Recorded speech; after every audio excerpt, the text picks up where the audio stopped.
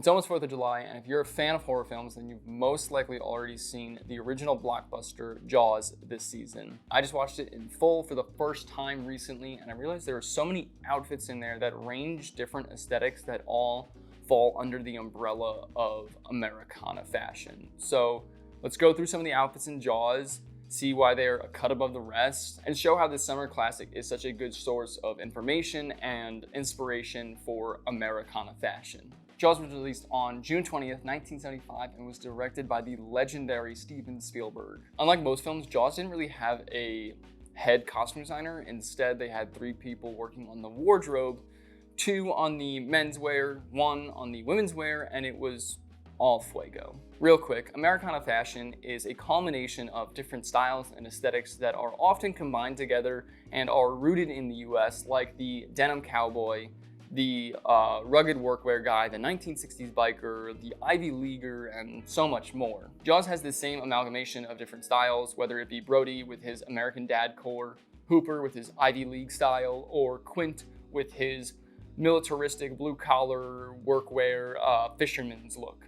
Now you may be confused with the fact that there's so much outerwear and layering in a movie that's set during 4th of July weekend. Because global warming has screwed my brain up and the world up so much that I don't know if this makes sense. What I will say is that the beginning of summer, in the Northeast, on the water, I could see why you would need to layer sometimes, so I will be putting my skepticism aside here. But because of the cooler weather, we got a lot of what I call simple layering, which looked very smart, and I think gave a lot of depth to all these characters' outfits. So Brody was the town sheriff, and although he did what he could in his uniform, like layer it with these like members only type jackets or Harrington type jackets, his outfits out of work are what shine the most. He had great summer outfits like the navy raglan t-shirt with the cut-off beige pants, to outfits more suited for cooler days like the pale yellow t-shirt and the brown flannel. I especially liked how he layered his flannel with his work jacket, saw those blue slim denim jeans, and then those navy deck shoes. The flannel and the jeans kind of give it more an outdoorsman vibe, while the navy deck shoes kind of give it like a nautical twist. Regardless of what outfit he wore, it all gave off what you would want your dad to dress like. Like, I even love how he styled the flannel with the collar popped up, the sleeves rolled up, and then you got to see those slim khaki twills. I thought it paired really well with the outfit. Even down to his watch, which was a Hamilton Linden CLD, was what you'd expect a cool dad to wear during this time. The brown leather band and the smaller face made it a perfect accessory for him. I mentioned before that Ivy League is one of those styles affiliated with Americana fashion, and I feel like when people think of Ivy, some people think it's too stuffy or it's going to be too formal, but that couldn't be further from the truth, and Hooper is a great example of this because all his outfits were super wearable for any casual day.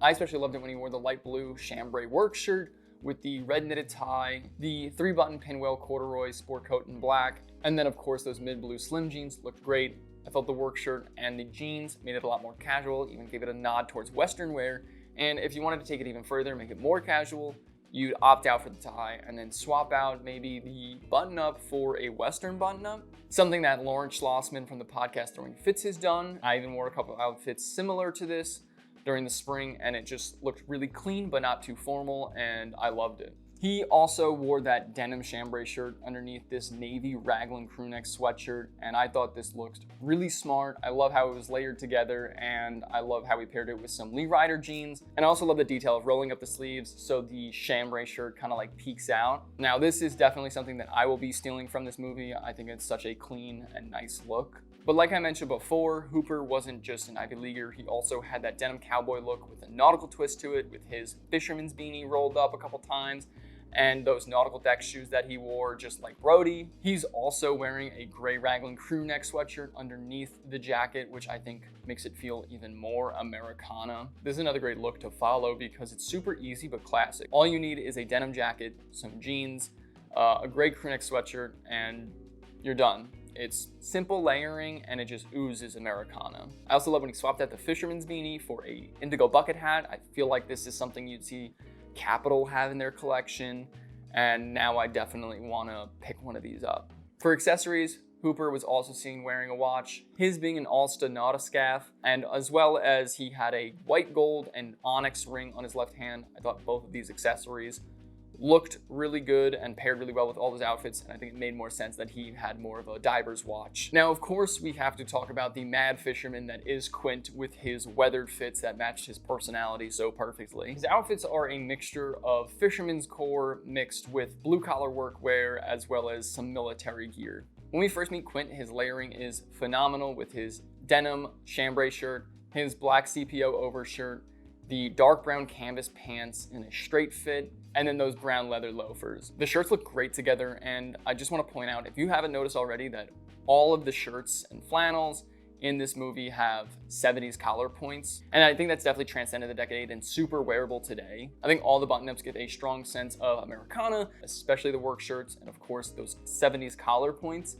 And I think they look great on everybody, especially when they were layered together. To finish off this look, he has a fitted cap with a broken brim and 2 pockets on the front crown. It's so weathered from the salt water and the sun, and it's so dirty that it almost looks like it has this tie-dye effect to it or acid wash. I've seen some people say that this looks like a type of military B1 cap, but I haven't been able to find one with the pockets on the front. So if you don't want to go searching for that, you could always go with the replica from the brand Heddels. This one, unlike the film, is going to be adjustable in the back, and it does come at a premium price. But I think it's kind of worth it because of the amount of work that they put into perfecting this hat and using quality materials for it. Now, other than swapping out the loafers for some boots, I have no notes for this fit. It is fire. Later on, he has this cable knit turtleneck, which is a staple in nautical wear and fisherman's core, and it's in this marled cream and brown colorway that looks so nice. It's somewhat relaxed on him, so he can put his work shirt underneath for whatever reason. He's in some faded black straight pants this time, and it appears to be some boots.